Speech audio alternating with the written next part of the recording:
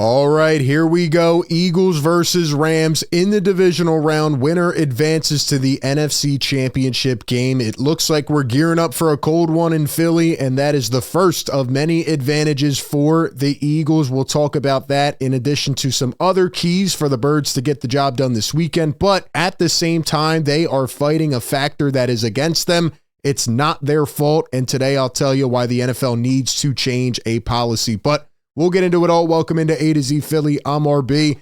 Appreciate everybody who has supported the show and the coverage all season long. Do me a favor, like this video and subscribe to the channel. Help us get to 10K subscribers as we embark on the NFC Divisional Round. Eagles versus Rams. We'll start it off with Thursday's injury report for the Philadelphia Eagles. Tell you what, man, I'm so fired up about this game. I wish it was Sunday afternoon already. I don't know about you. It's snowing outside right now. Maybe a little bit of a preview of what is to come. I am so ready to go, and so are the Philadelphia Eagles. Dallas Goedert did not practice with an illness. A.J. Brown was limited with knee and rest, but everybody else all good to go. Eagles are fully healthy heading into this game. And I want to talk about Kellen Moore before we jump into it because, ladies and gentlemen, I think this is absolutely ridiculous, and it's been going on for a while. Eagles fans obviously feel the sting from John Gannon. I'm not saying Kellen Moore is John Gannon. He's done a great job this season, and Gannon's probably mad that that info ever came out, right, about how he was interviewing before the Super Bowl for the Cardinals job, etc., and he was pretty salty about that. But nonetheless, Kellen Moore now has to interview with the Dallas Cowboys for their head coach job. Not only that, he's interviewing with the Saints. He's interviewing with the Jaguars. He's doing all that this week in the next couple days, leading up to a playoff game, probably the most important playoff game of his career. The farthest he's ever been in the playoffs. You know, he didn't do anything with the Cowboys. And by the way, didn't the Cowboys discard him? They didn't want him, right? Let him go to the Eagles, build up a resume after the Chargers. Right now, he's in line to be a good head coach because he's got this offense humming. Ladies and gentlemen, man, the Cowboys are so crappy. But anyway, the NFL has to change this policy.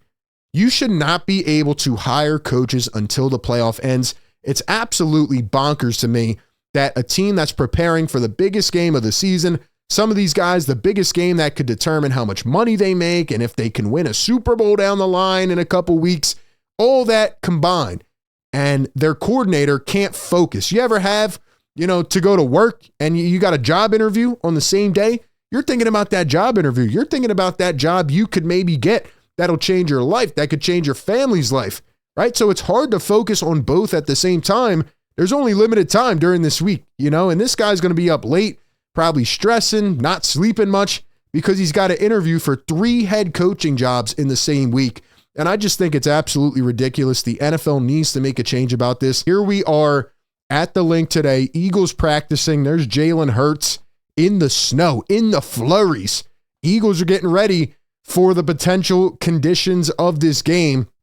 And speaking of Jalen Hurts, here's a quote that he had to say earlier this week about the team, about getting into rhythm, and about his performance against the Packers. Quote, "I think you guys need to understand I don't play the game for anything other than to win.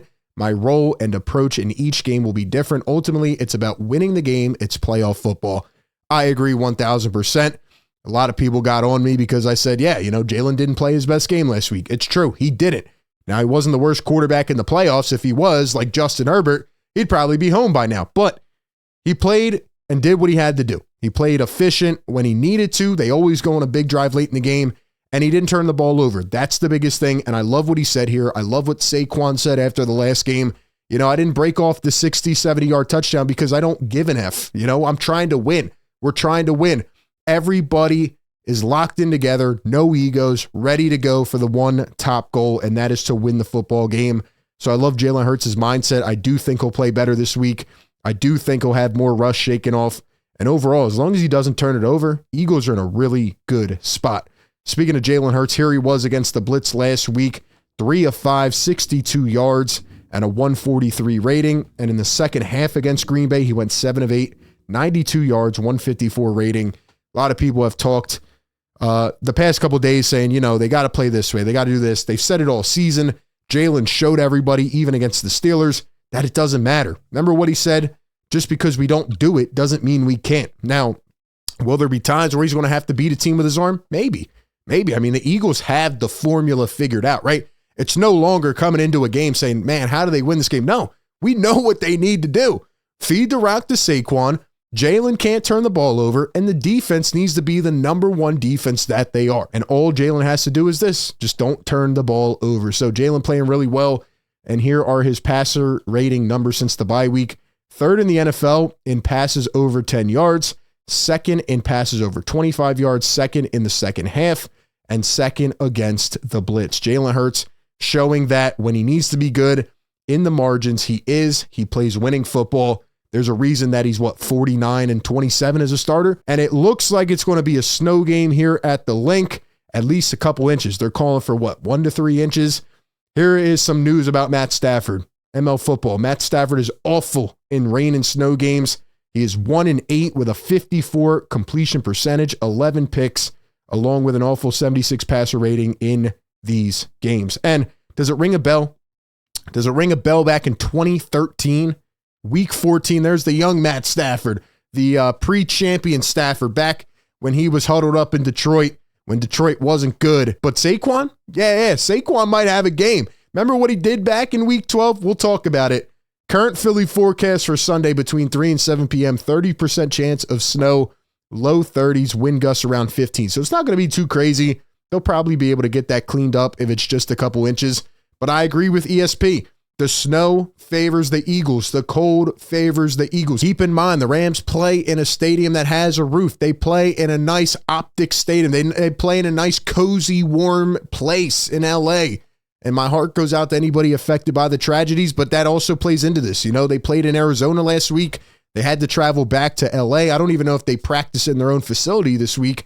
Now they got to travel across the country in the freezing cold, maybe the snow. Yeah, I'm giving the advantage to the Eagles. And you know what, man? Let's talk about this matchup, and let's go back to the first matchup, okay? I don't like to do this a lot, like I said last week, but this was not that long ago. This was in Week 12, and the Eagles manhandled the Rams 37-20. By the way, that last touchdown was garbage time, so essentially it was 37-14, and the Eagles had the formula, right? This was an all-time running back performance. Saquon Barkley had a top 10 game of all time, 255 yards on the ground, 2 touchdowns. He also had 47 receiving yards, so over 300 scrimmage yards. First key of the game, you got to establish Saquon Barkley. Same thing. Feed the rock.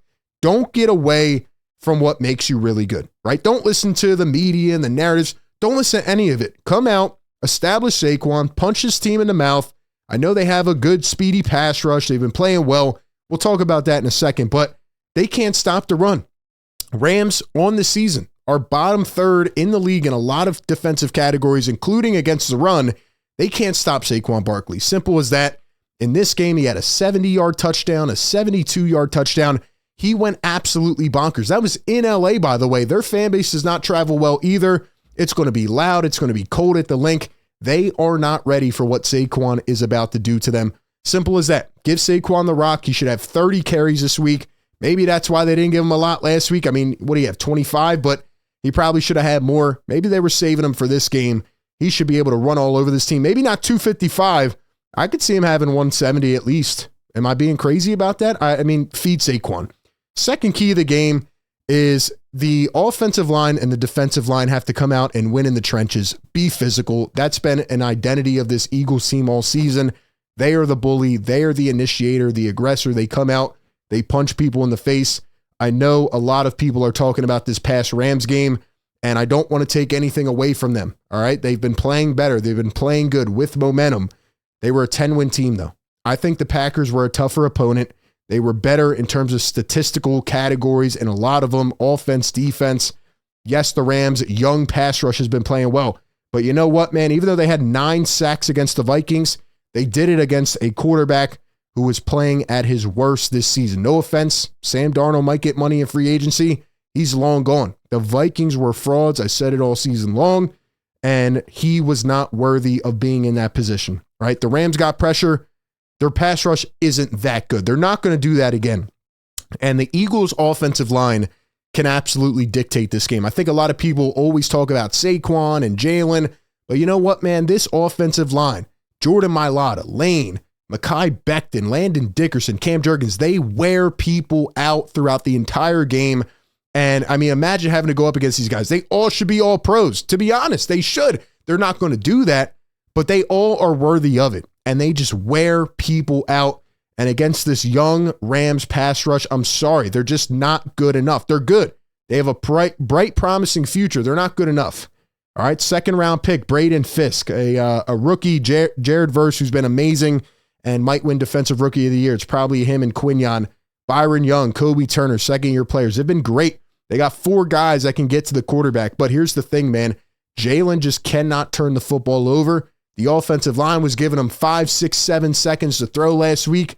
I just don't see them doing what they did to Minnesota against the Eagles. Why? Because they haven't run into this Eagles O-line with this momentum that they're building up. And we go back to the first matchup. How many sacks did they have on Jalen? 1.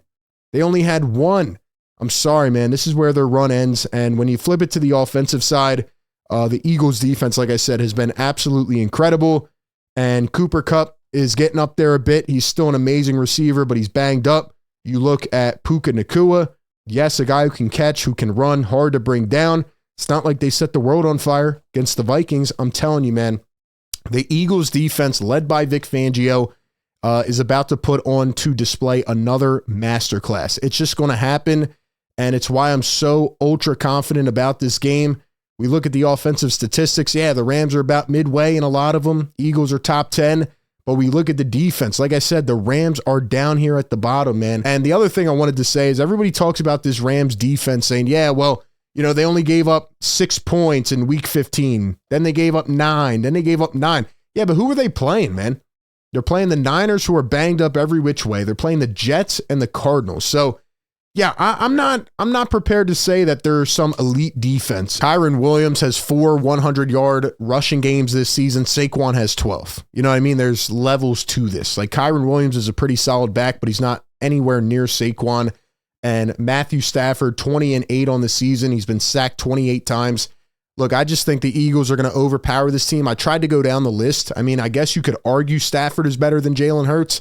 But other than that, the Eagles have this game in every single factor, in every category. And my last key to this game is the same thing I've been saying every single week. Jalen Hurts, do not turn the football over. Jalen Hurts, play a clean game. And Jalen Hurts, don't try to get out of, character. Don't let the Eagles try to get out of character and start throwing to prove a point. And with that being said, I think the Eagles have a really good game in front of them. I just can't see the Rams making this competitive at all. I know it's crazy, but I'm picking the Eagles to win this game by a final score of 30-13. I think they advance handily into the NFC Championship, and I don't think the Rams stand a chance in this game. Give me your thoughts down below in the comment section. As always, appreciate everybody for tapping in. Be sure to like, comment, and subscribe. As always, it's Go Birds. I'll catch you on the next one. Into BetMGM Casino, and you're entering a huge library full of exclusive games. Games you won't find anywhere else. Looking for jackpots? Right this way. You'll always find someone ready to give you a hand. Or some dice. Your favorite game is waiting for you. On BetMGM Casino.